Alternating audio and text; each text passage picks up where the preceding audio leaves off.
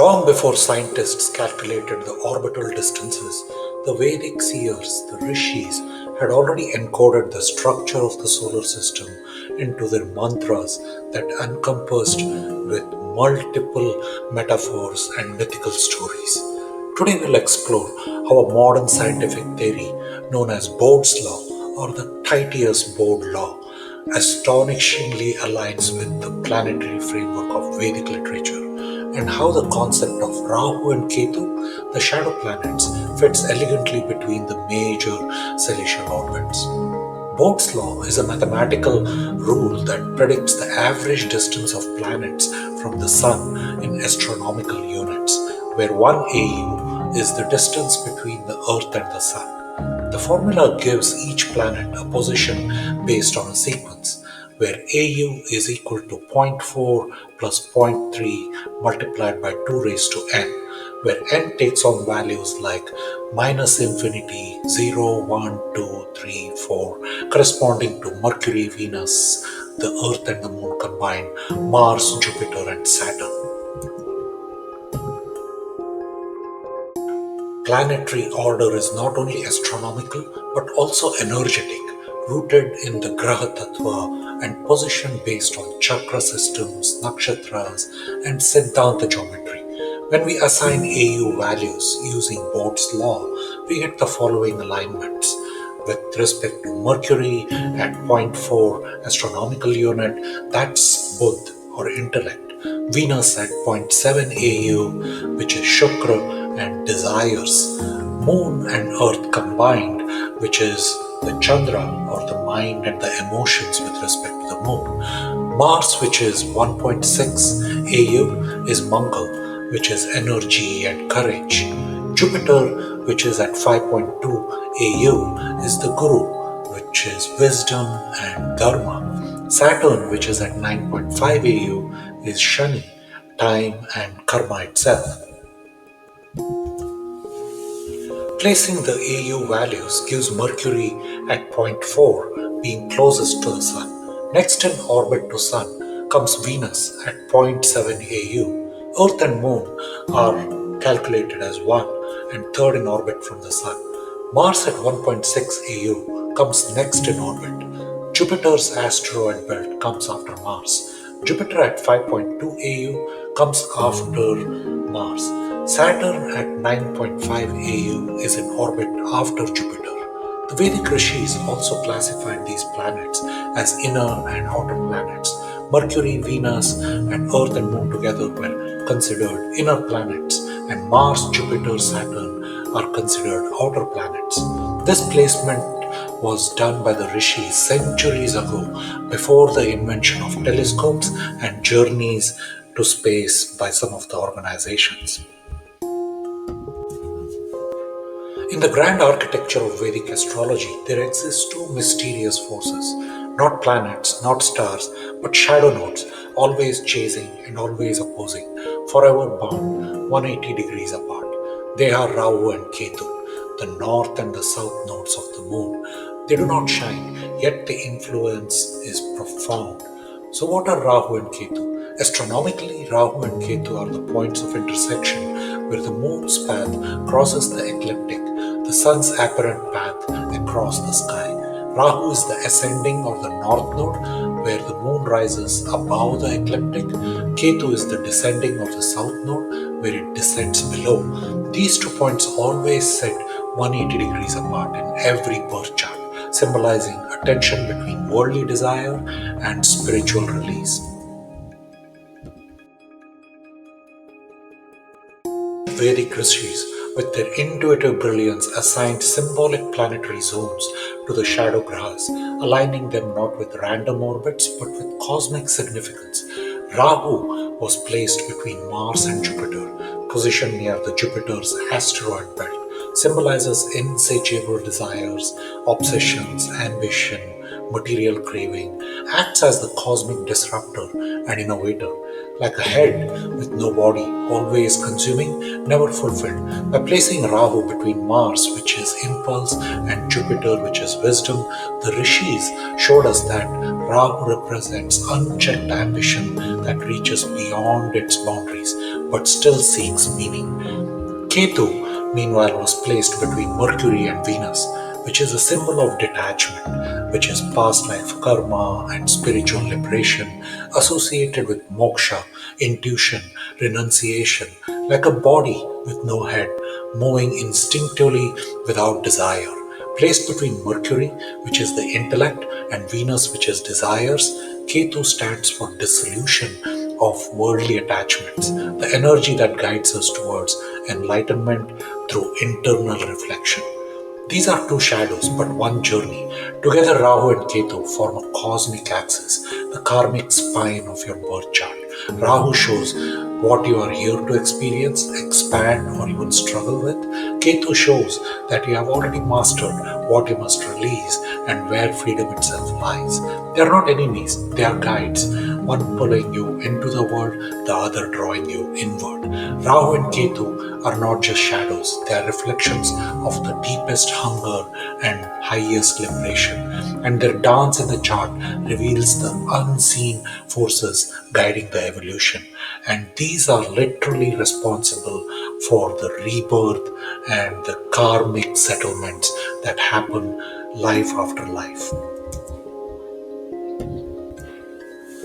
Vedic astronomy adds its mystic genius with Rahu and Ketu. The shadow planets, Rahu and Ketu, though not physical masses, represent crucial gravitational and energetic points, which are the north and the south lunar nodes, impacting all human beings on Earth. Going back to Bode's law, if we examine the gap between Venus, which is at zero point 0.7 AU, and Mercury at zero point 0.4 AU, we find a mystical space, a sort of veil. This is where we can symbolically place Ketu, the moksha karaka, the tail of karmic dissolution. Likewise, the wide gap between Mars, 1.6 AU, and Jupiter at 5.2 AU is home to the asteroid belt, a fragmented realm. Here, Rahu, the head of karmic desires, finds its domain. It is ambitious, erratic, and invisible. Rahu governs this transitional threshold. The ancient Rishis, intuited through inner vision and divine cognition, science is not just beginning to measure with machines. The placement of planets, their AO distances, and the metaphysical inclusion of Rahu and Ketu all reveal a hidden harmony, a cosmic rhythm. The next time you hear the ancient chant of Navagraha Shloka, remember you are not just invoking the planets, you are aligning with mathematical intelligence embedded in the fabric of the cosmos. This is not myth, this is cosmological math wrapped in mantras.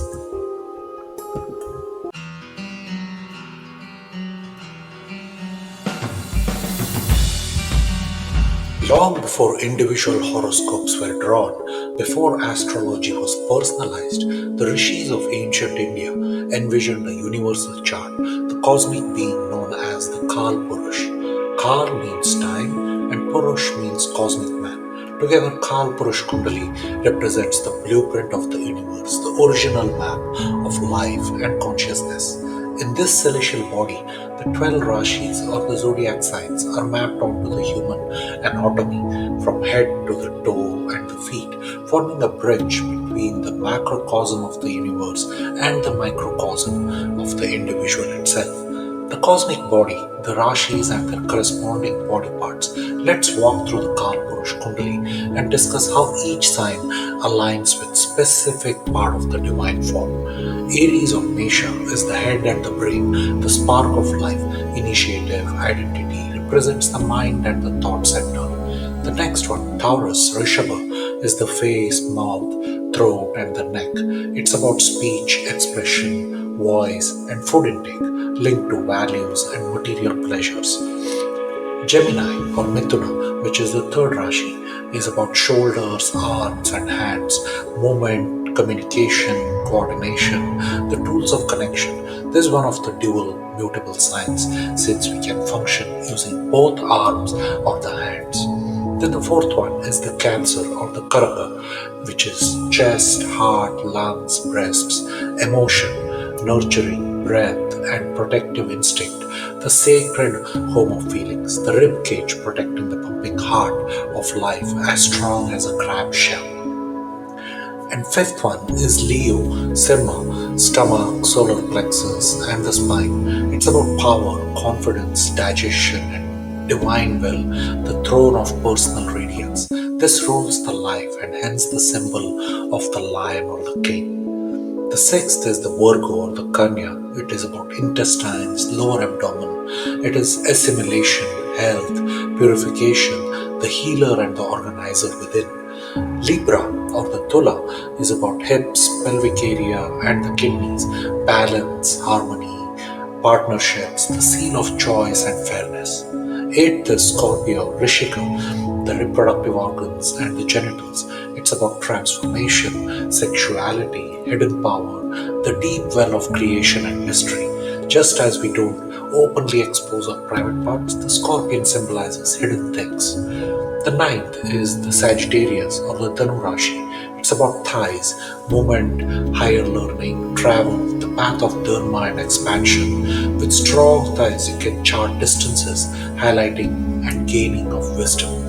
The 10th is Capricorn or Makara Rashi. It's in the knees, discipline, structure, karma, the knee joints that allow grounded movement can keep you going, or the saying goes, bring you down to your knees. The 11th is Aquarius or Kumbh Rashi. Calves and the ankles, shanks, circulation, innovation, the group energy, support and futuristic vision. The 12th, Pisces or the Mean Rashi, is the feet, spiritual connection, moksha, detachment, the final step before transcendence. Another one of the dual mutable signs represented by two fish that know about no boundaries, similar to feet that can take us anywhere. The microcosm mirrors the macrocosm.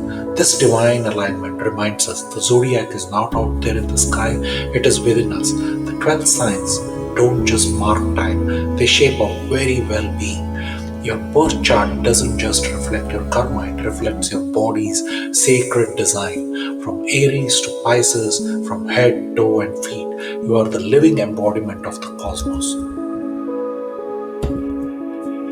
From the heart of this cosmic vision, or the Kal Purush Kundali, the first divine chart ever conceived, it is the form of time personified, a celestial being whose body became the foundation of all astrological wisdom. This Kundali begins with Aries, Mesha as the head and flows sign by sign down to the Pisces or the Meena at the feet, symbolizing complete journey of consciousness through the body and the cosmos.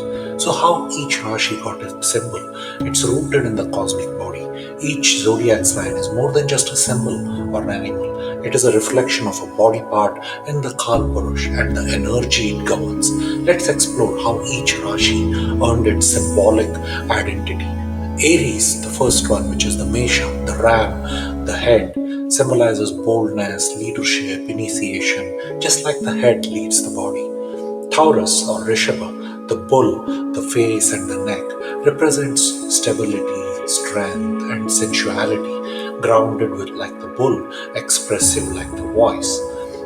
Third one is Gemini or Mithuna, the twins, the arms and shoulders, which is duality, communication, and skill. Just like our hands coordinate expression and action, and we can move both our hands and do various tasks.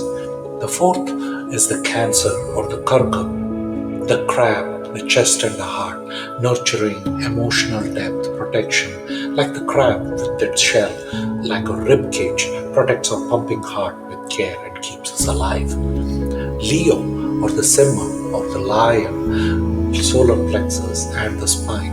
It's about power, pride, confidence in ourselves. The lion rules just as the spine holds us upright. The sixth one is the Virgo and the Kanya, the maiden, abdomen and intestines.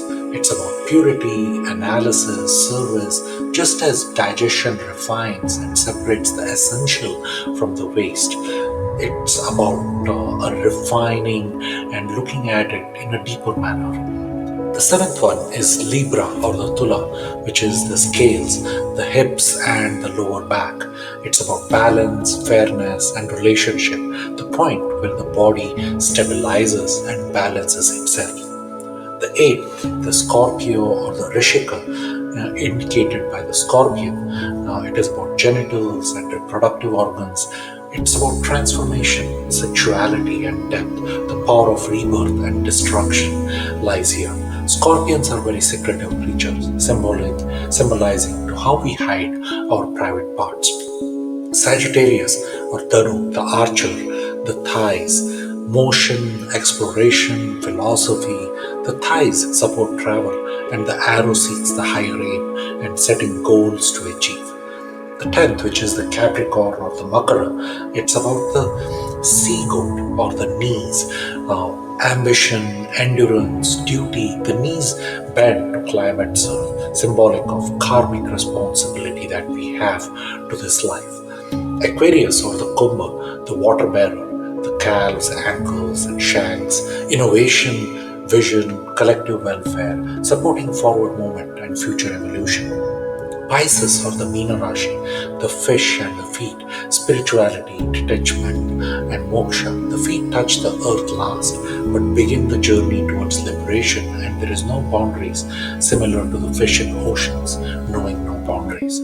The cosmic order behind the zodiac. These signs are not randomly assigned. They are spiritually sequenced and symbolically aligned with the body of the Kalpurush. From the head of the Aries to the feet of Pisces, the Rashis represent the evolution of the soul, the function of the body, and the intelligence of the cosmos, all encoded into one divine form, which is us and you and everyone out there. To understand the zodiac is to understand your own secret design, because within you lies the same order, the same energy, and the same eternal rhythm as the Kalpurush itself. In the divine design of Vedic astrology, the 12 houses are not random divisions of space. They are living portals of karma, energy, and evolution. But have you ever wondered how these houses received their planetary lords? Let us travel back to the beginning, where the sun, the soul of the cosmos, and the moon, which is the mind of the world, chose how to distribute these domains among the grahas or the planetary forces of light. The sun, lord of the fifth house, the soul's creative fire. The sun is the symbol of the soul, was assigned the fifth house, the king, Leo, Simha, the seat of creativity, intelligence, children, and divine inspiration. It is the spark of life, the brilliance of self-expression. From this central seat, the sun looked forward anti-clockwise on the zodiac wheel and began assigning the next houses based on cosmic proximity. From the sun going forward, the lords of the houses started to form. Sixth house, which is Mercury, closest to the sun. Mercury was given this house for daily challenges, intellect, and healing. The seventh house, which is the next one, comes with Venus, the planet of relationships and harmony, received rulership of partnerships and marriage. The eighth house, which was ruled by Mars, the bold and intense Mars, governs transformation, mystery, and deep karmic shifts. Ninth house, Jupiter, the guru of the cosmos. Jupiter rules over higher wisdom, dharma, and blessings. The 10th house is of Saturn, the farthest visible planet. Saturn oversees karma, career, structure, and worldly responsibilities. Thus, from the sun's perspective, the lords were placed in order of increasing distance, mapping the journey from the soul's essence to its manifestation in the material world. The moon, the lord of the fourth house, symbolic of the mother and the emotional heart. Now the moon, representing the mind, emotions, and inner peace, was placed in the fourth house, the home, the mother, and it is the heart of being. From this nurturing space, the moon assigned lords in the reverse direction, moving in clockwise fashion, again following proximity. From the moon moving in this fashion, clockwise, the lords of the remaining houses were assigned. The third house was given to Mercury as a planet of communication. Mercury fits perfectly with courage, siblings, and expression. Second house, which is Venus, governs wealth, speech, and values, ruled beautifully by Venus. The first house went to Mars. Mars rules the body, identity, and vitality, the battlefield of life itself. The 12th house went to Jupiter, the house of moksha, dreams, and the unseen, ruled by the expansive and spiritual Jupiter. 11th house, Saturn, the realm of gains, ambitions, and societal networks, aligned with Saturn's discipline and long term vision. The cosmic balance of the house lords was established. In this sacred arrangement, each planet receives rulership over two houses, one on the sun side and one on the moon side, except for the sun and the moon themselves, who each rule only one house. Sun rules the fifth house and moon rules the fourth house, respectively. It's a symmetrical, energetic distribution, pairing inner and outer, self and society, mind and the soul. So, why this matters? Understanding how the house lords were assigned shows us that Vedic astrology is not just interpretive, it's geometrically, energetically, and symbolically perfect. And it's the Kal Purush Kundali that has been established perfectly for us to go and explore. The sun and the moon act as divine parents, distributing the houses to the planetary children, each according to proximity, nature, and the spiritual role that will be played. In the heavens above and the chart below, nothing is random. It's all part of a divine map. And by understanding how the grahas and the planets became lords, we gain deeper insights into how the universe mirrors the self itself.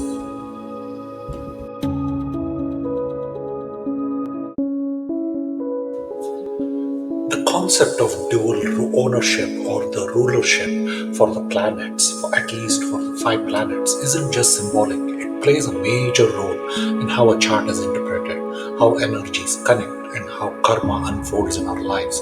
We can see the magic of nine that we keep talking in our other videos. So let's look at dual rulership or the ownership of the planets. In the traditional Vedic system, there are seven visible planetary bodies that govern the 12 zodiac signs.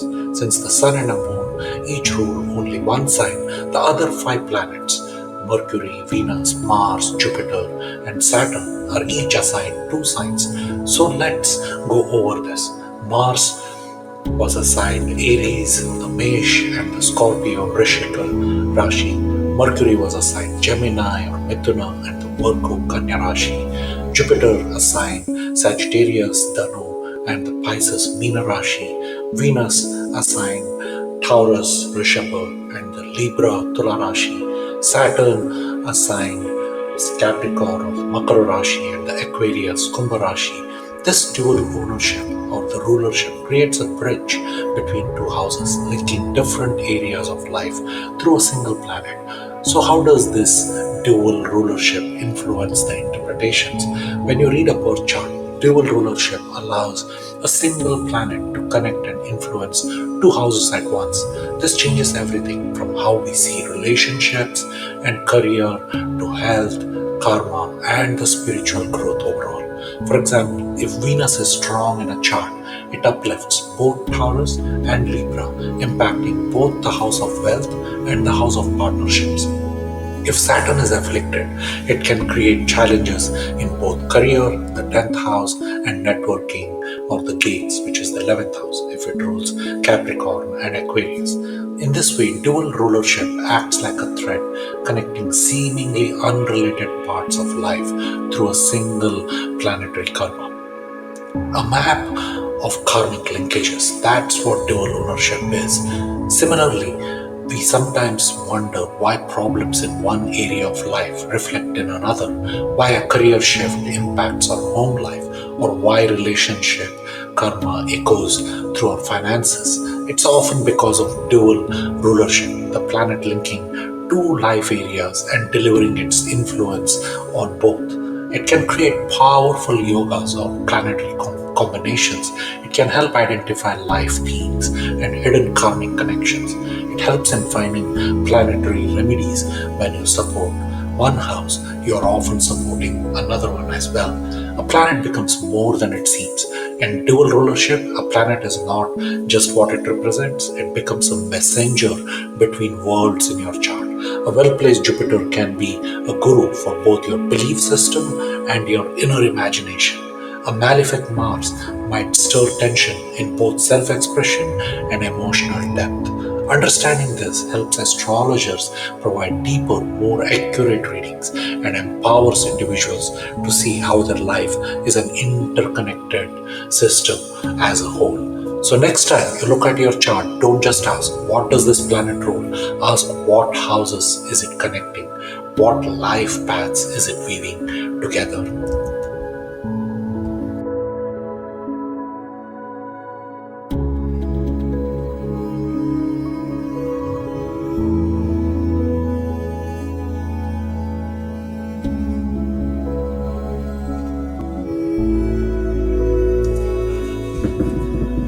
The Navagrahas, or the 9 celestial influencers, guide every moment of our lives, silently shaping our thoughts, actions, and destiny. Each planet represents a specific frequency of consciousness, a unique energy that plays a role in the cosmic drama of life. So let's meet them one by one and understand their essence with a single powerful sentence. Sun is the planet of the self. The sun represents the soul, ego, purpose, and the light you shine into the world. Moon, the planet of emotions. The moon governs the mind, moods, intuition, and the entire emotional rhythm. Mercury is the planet of communication. Mercury rules the intellect, speech, logic, learning, and daily interactions. Venus, the planet of love and beauty. Venus is the energy of love, art, beauty, relationships, and sensual pleasures. Mars is the planet of action. It fuels the courage, ambition, initiative, and the warrior spirit. Jupiter is the planet of wisdom. It expands the knowledge, faith, purpose, and spiritual growth. Saturn is the planet of karma and discipline. It teaches through delay and structuring, responsibility, and the various karmic lessons. Rahu is the shadow of desires. Rahu brings obsession, illusion, ambition, and worldly cravings. Ketu is the shadow of detachment. Ketu guides towards liberation, letting go, and the inner intuition and the inner freedom itself. These 9 forces don't just revolve in the sky, they revolve through our lives, shaping journey, lessons, and the evolution itself.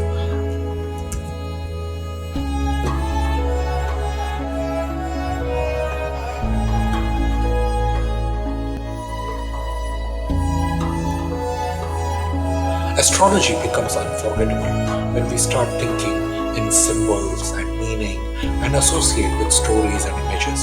So in Vedic astrology, each planet is not just a celestial body, it's a character in the cosmic play of life. Today let's meet them, not through charts and numbers, but through visual imagination.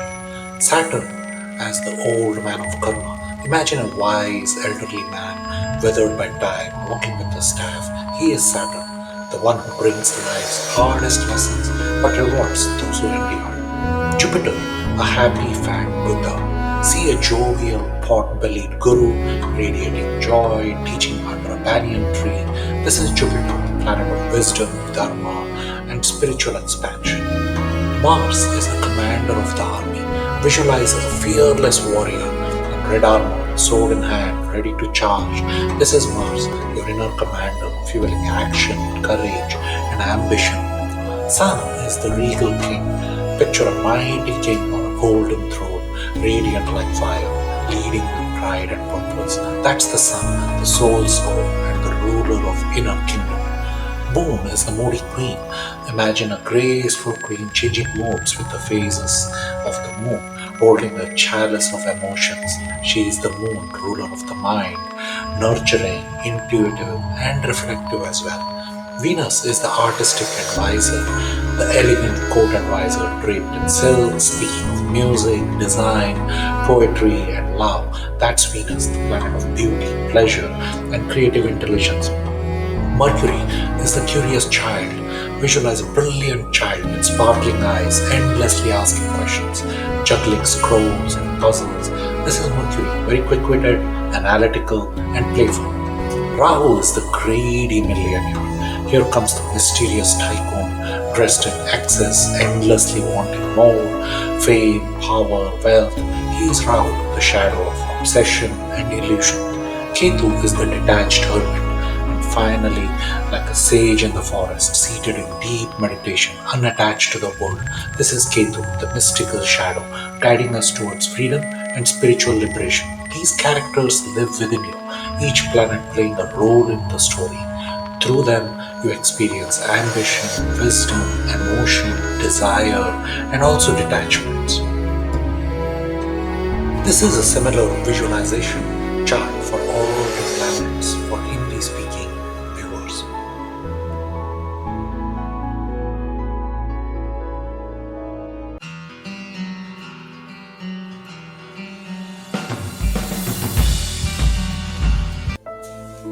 Have you ever wondered what the word mantra truly means? Beyond the sacred syllables, the chants, and the vibrations lies a simple, powerful truth. Mantra is a Sanskrit word that comes from the ancient language, and like all Sanskrit words, it carries deep meaning hidden within its syllables. Mantra is made up of two parts: man, which means mind, tra, which means tool or instrument. So a mantra is literally a tool for the mind. Why a mantra is more powerful than just a word? It's just something you recite, it's something you use, it's a vibration, sound, frequency designed to focus, uplift, and transform the wandering mind. Just as a simple sculptor uses a chisel to shape stone, the seeker uses a mantra to shape awareness, clearing mental clutter, grounding the self, and tuning into higher consciousness. So, mantra is used for meditation, protection, and power. Mantras can be chanted loudly, whispered softly, or repeated silently within. They carry the energy of intention, the power of sound, and the essence of stillness. From Om to Gayatri, from Vedic hymns to seed syllables, each mantra acts like a tuning fork, signing your mind with the cosmic rhythm.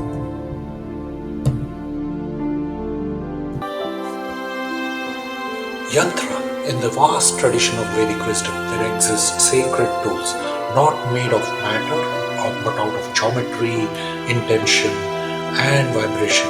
One such tool is the yantra, a powerful symbol used for alignment, focus, healing, and control.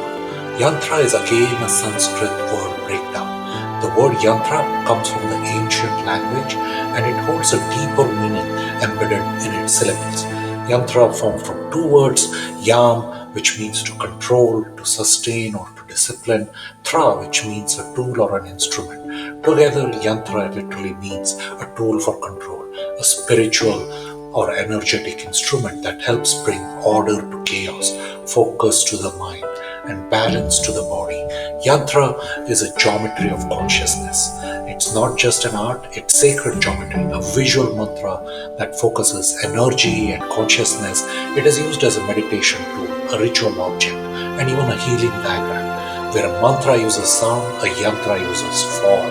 Each shape, each angle designed to tune the subtle energies of the mind, body, and the spirit. The yantras are also used in Ayurveda for healing. The Ayurvedic medicine, the yantras are subtle healing aids placed on the body or in the environment to balance the doshas, calm the mind, or protect against negative energies. They work on the level of the prana, the vital life force, and are often inscribed with sacred symbols, deities, or planetary energies to harmonize the internal system with the external cosmos. So it's a tool for transformation, whether etched in metal, drawn on paper, or visualized in meditation. A yantra is a bridge between the physical and the metaphysical. It's a map of consciousness, a diagram of focus, a tool of internal control. Used with awareness, it becomes not just a symbol, but a doorway. So the next time you see a yantra, remember it's not just geometry, it's a Sanskrit science of energy, a tool to help you control the mind, balance the body, and awaken the spirit.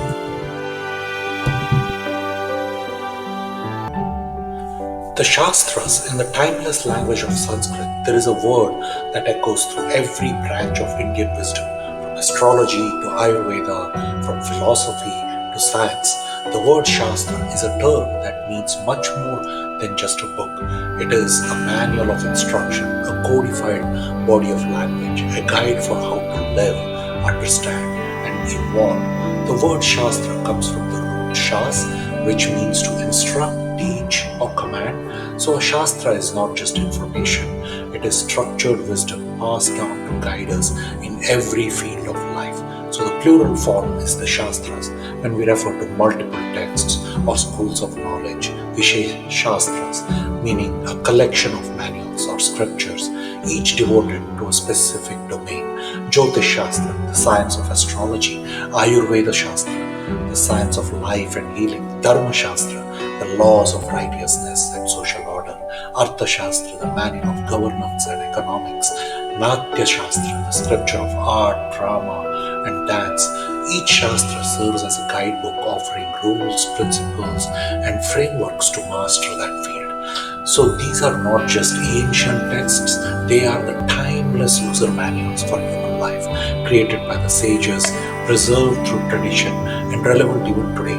They combine spiritual insight with practical knowledge, blending intellect, intuition, and experience into a structured path. So the next time you hear the word Shastra, remember, it is not just a book, it's a manual for mastery, a blueprint of truth, and a guide that lights the way through knowledge.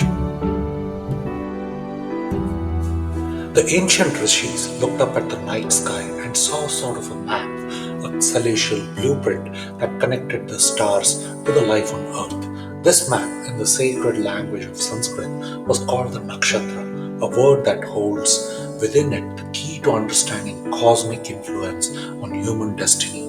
So what does this word actually mean? The word Nakshatra is made up of two root sounds. Naksh, meaning a map or sky chart, referring to fixed constellations; Tra, meaning again the tool, as we saw previously, and an instrument for understanding. Together, Nakshatra translates to a tool to understand the stellar map of the star constellations, or more beautifully, a manual to interpret the stars' influence on earthly life. So the Nakshatras are 27 of them, each representing a unique cluster of stars along the moon's path. As the moon travels through the zodiac each month, it passes through these nakshatras, staying in each one of them for approximately one day. And since moon traverses the fastest, covering all of these nakshatras in a month, they are called as lunar mansions. Another way to look at this is the 12 zodiac signs are solar in nature, tying it more to the sun. Nakshatras are lunar, offering insight into our emotions, instincts, karmic patterns, soul's journey, along with the help of other planets. The Rishis of ancient India created this 27 lunar mansions sky map, not just to track time, but to understand the very rhythm of life itself. What they saw was not chaos, but cosmic precision, a celestial language written in the stars. And from this divine insight emerged the system of nakshatras. The sky being a 360-degree circle, the Rishis divided this circle into 27 equal parts, giving us the measure of 360 degrees divided by 27 of 1320, the exact span of each nakshatra. As the moon travels across the zodiac each month, it spends about one day in each of the nakshatras, bringing unique energies and psychological patterns of life. 3 sets of evolutions are tied to this cosmic journey, but the brilliance of the Rishis didn't stop at division. They recognized a deeper spiritual structure hidden within the 27 nakshatras. They grouped them into 3 sets of 9, each representing a stage of evolution in both the cosmos and the human journey. The first set, nakshatras 1 to 9, are for beginnings and creations. These nakshatras signify birth, inspiration, desire, growth, and new possibilities. They hold the energy of initiation and formation, the spark of life itself. Example, nakshatra Ashwini, which is swift beginnings; Rohini, which is fertility and growth; Ardra, which is awakening. And the second set of nakshatras from 10 to 18 with transformations and changes. This middle set reflects the different tests, the karmic shifts, learning and challenges. It's where the soul is forged into a new entity and refined through transformation. Examples like Magha with ego and lineage, Swati with independence, Anuradha with devotion through discipline. That's how the second set is from 10 to 18. The third set, which is nakshatras 19 to 27, are about completions and transcendence. These final nakshatras represent release, mastery, and spiritual evolution. They are associated with letting go, moksha, and transition into the infinite. The examples of Mula, which is the destruction of illusion, Shravana, which is the sacred listening, and Revati, which is compassionate closure. The nakshatras are not just the star maps, they are a soul journey, a celestial curriculum from birth to liberation. Each person is born under a specific nakshatra, known as the Janma Nakshatra, and it becomes your karmic signature, shaping your thoughts, emotional responses, and life path. To know the nakshatras is to know the rhythm of the sky and the rhythm of your own soul. For in these 27 constellations lie the steps of life, death, and divine realization. The combination of 12 Rashi or zodiac signs along with the 27 nakshatras is a precise and divine wheel of energy, divided and measured with incredible intelligence. The zodiac with the 360-degree circle representing the complete journey of the sun, moon, and the planets across the celestial sphere. The Rishis divided the sky into 12 Rashis, with each Rashi spanning 30 degrees, 27 nakshatras with each spanning 13 degrees and 20. Each Rashi contains 2 1/4 nakshatras, meaning that over the span of one zodiac or Rashi sign, the moon passes through 3 different nakshatras. Since it is 1/4 of a nakshatra that needs to be assigned, each of the nakshatra was divided into 4 parts, also referred to as padas. The Rishis spoke of the sky not just as a physical expanse, but as a living library, a place where all desires, actions, thoughts, emotions, and karmas are recorded in a divine light. These 27 nakshatras, where each one and their 4 padas act as a celestial archive, an ethereal record we now call as the Akashic records. The nakshatras are the Akashic records of the sky, the gateways into the cosmic memory.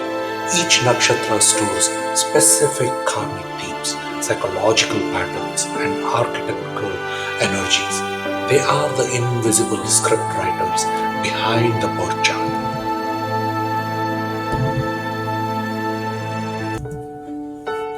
As the planets move through the nakshatras, they act as cosmic readers, activating the stories, lessons, and energies held within each stellar domain. For example, when the moon moves through Ashwini Nakshatra, it picks up the energy of swift beginnings and healing.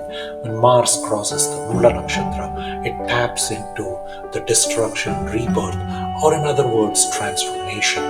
Each planetary transit becomes a trigger, unlocking a unique karmic code embedded in the nakshatra. And it is linked to the 12 houses and the 12 Rashis. But how does this really affect all of us? This is where the birth chart comes alive. The nakshatras are superimposed onto the 12 Rashis, and these in turn are mapped into the 12 houses of the personal chart. Now the horoscope or the Janma Kundali becomes a 3-layer entity, with nakshatras at the highest level, planets becoming the second layer, and the placement of these planets into the 12 houses and the 12 Rashis becomes a third layer. So when a planet travels through a nakshatra, it's not just passing through space, it's also activating a specific house and Rashi, thereby influencing an area of your life like career, emotions, relationships, or health. For example, Venus transiting through Swati Nakshatra in Libra of the 7th house may bring new karmic relationships or spiritual partnerships. Nakshatras are the living forces in cosmos, each carrying unique energy, symbolism, and karmic flavor. But there's a deeper layer to these 27 celestial gateways. Each nakshatra is divided into 4 parts called as padas. The 4 padas or the corridors give us even more precision, pinpointing not just the nakshatra but the exact elemental vibrations you are born under. The four padas and the elements, each spanning about 3 degrees and 20 each, and each one of these four padas correspond to one of the four classical elements of nature, the eternal building blocks of both the cosmos and the human psyche. Pada 1 is associated with fire or Agni. Pada 2 is associated with earth or Prithvi. Pada 3 is associated with air or Vayu. Pada 4 is associated with water or Jala. So whether you are born in Ashwini Pada 1, which is fire, Punarvasu Pada 4, the element of your Pada fine-tunes the qualities of the existence and exerts some influence from the nakshatras, shaping the behavior, emotional nature, and even your dharma path. It's like fine-tuning a note on a cosmic instrument. The nakshatras give the melody and the pada gives the tone. Knowing your nakshatra and the pada is like knowing your star's intention, helps in deeper birth chart interpretation, refines personality traits, emotional responses, and the soul inclinations. The four elements fire, earth, air, water cycle through every nakshatra, ensuring that all aspects of existence flow through each star in a balanced rhythm. So the next time you explore the nakshatra, don't stop there. Look deeper into the pada itself, the elemental spark that fine-tunes your cosmic identity. Since each Rashi gets 9 padas, certain Rashis get more padas with specific elements of fire, earth, air, or water. The mapping of nakshatras along with the padas can be better depicted when we map the fire, earth, air, water elements into a table. For example, Aries gets 3 padas of fire, so it's a fire sign. Cancer has 3 padas of water, hence it's a water sign. Aquarius has 3 padas of air, so it's an air sign. Capricorn has 3 padas of earth, so it's an earth sign.